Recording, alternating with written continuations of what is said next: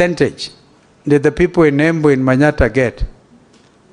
And you will be amazed. And when I go to the conflict in Rwanda after the genocide, in fact, the problem in Rwanda and Burundi is basically this. 84% of the population are Hutus in both countries, and 14% are Tutsis in both countries.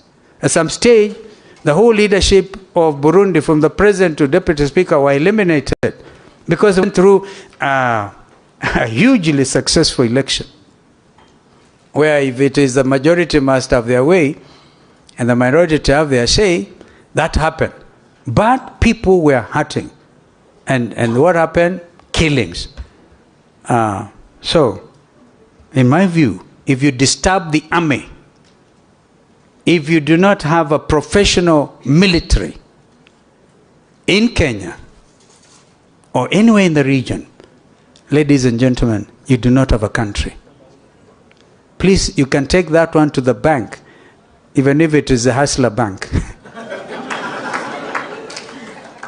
You cannot disturb if you, and the reason our military men and women have done very well in terms of peacekeeping everywhere, right, is because we have had a professional army. But if we have a tribalized army, and I still insist, I want you guys, if the parliament, I'm told, when you people in Kenya Kwanza went to State House and complained to President Ruto that hamwezi kwenda nyumbani, wananchi wanapigia kelele because of taxation, he looked at you and told you, but you are the ones in parliament. Nyinyi ndio mmepitisha the Finance Act. So you now have to play your role. If you're going to do oversighting of this government, and I like the young parliamentarians, actually went in at 30, and I remained there. Yes, I think I should have been a member. Now I'll do the mentoring that our wonderful Mheshimiwa was talking about. I must conclude, ladies and gentlemen, before I invite our brother to come and make his remarks and close this consultative session. You know, we went to Bomas because Kenyans lost their lives. Kenyans, some of them wearing sufurias, right? Let's not forget we buried nearly 70 people. Let's not forget a lot of them had their households and everything they owned destroyed. And even as recent as 2 weeks ago, 25,000 people in Mavoko had what they call their homes destroyed. And we hear you friends in Kenya Kwanza telling us affordable housing. What the fellows have put together what they could afford, and you destroy it, and you are telling them affordable housing? So, ladies and gentlemen, we cannot hope to transform our nation, indeed any nation, without meaningful dialogue, and that is built on mutual trust and confidence. Nonetheless, I've observed that during our 73 days, we've already done 73 days of the national dialogue, goodwill has occurred, and both sides have learned to respect one another's points of view. Therefore, I must congratulate my friend, my co-chair, Kimani Ichung'wah. When he came in, I told Kimani, I looked at him, I said, listen, you are young, I think you're very young, and the future is ahead of you. Me, I can go back to Sekuru, right, and forget about you guys. But if you don't succeed at these talks, history will judge you badly. And we must therefore confront the truth, and nothing but the truth. Our forefathers, the likes of Mzee Jomo Kenyatta and Jaramogi Oginga Odinga, were able to negotiate and compromise even with the British colonialists. When Mzee Jaramogi Oginga Odinga said, without Jomo Kenyatta there will be no freedom. Now, we should emulate them.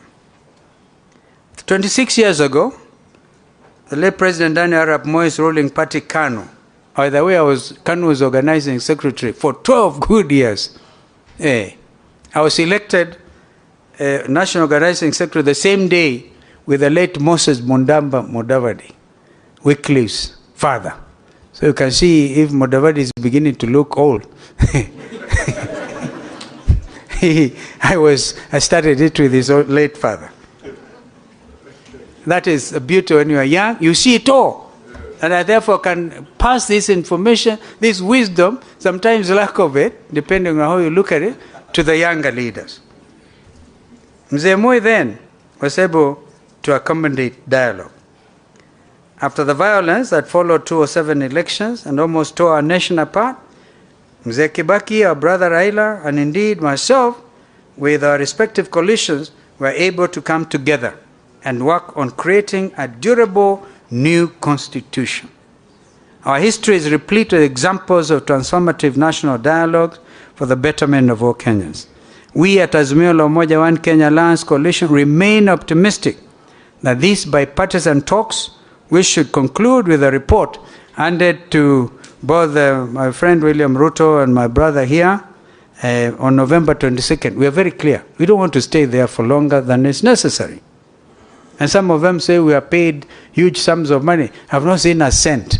I'm giving my time and my everything to my country so that these things can succeed.